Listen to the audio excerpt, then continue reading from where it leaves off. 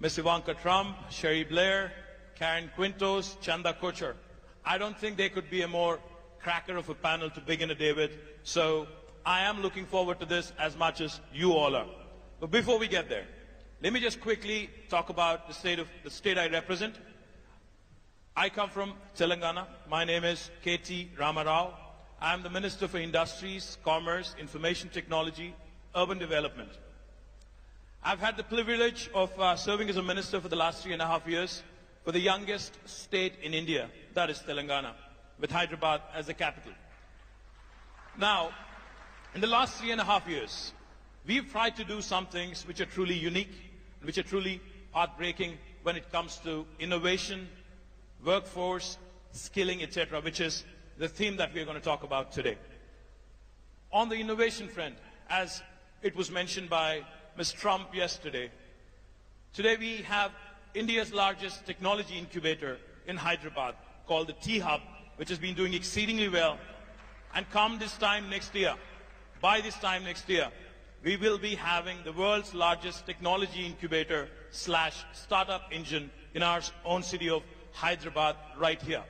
In fact, innovation has been a huge driver in the growth story of Telangana in the last 3.5 years.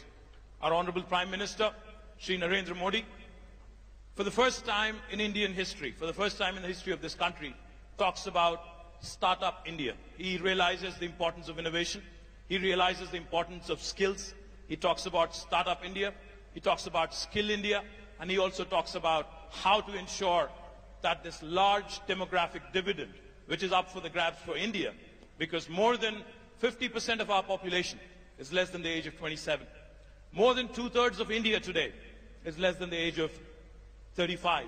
So that goes to tell you, India has the largest think force. I don't like to call it workforce.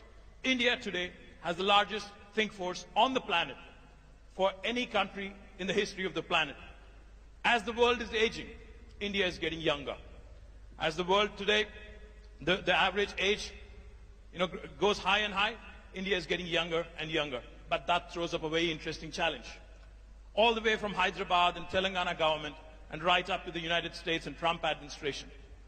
The one big challenge every government faces today is employment, is creation of jobs. Now that throws up an interesting question. How do we ensure that this so-called demographic dividend is completely harnessed, is completely leveraged by the governments? The human capital, how do we harness it? How do we ensure that this innovation and knowledge economy, how do we keep going? And how do we make sure, most importantly, women? Why am I saying this is that is where state of Andhra Pradesh started its journey on e-governance. And we have come a very long way, and it's truly transformative, because coming from private sector as I do into the government, it's been eye-opening for me. I would like to share a few things that I have learned. If you've seen today, the pension and PDS system, which has been riddled with corruption, and people from grave used to come and take pensions, if you read erstwhile articles. Today, with Aadhaar-enabled systems, today we are able to eliminate corruption at that level. We are enabled to ensure delivery perfectly. It's amazing that if there are 100 transactions that happen in India based on Aadhaar, minimum 65% come from the state of Andhra Pradesh, whereas we only contribute to 4% of the population. We are the first state to have 1 million IoT devices now on the cloud platform. We are the first state to talk about real-time governance. We are the first state to have 1100 going. And all this credit goes to our Chief Minister, Sri Nara Naidu. I've had the opportunity to work with him closely. When he became the Chief Minister in 2014, I was still in the party. He kept talking about drones and next generation technologies, and for me that was quite shocking coming from private sector. But today I'm very proud to announce that in my own department, in Panchayat Raj Rural Development, we are now in the process of deploying drones.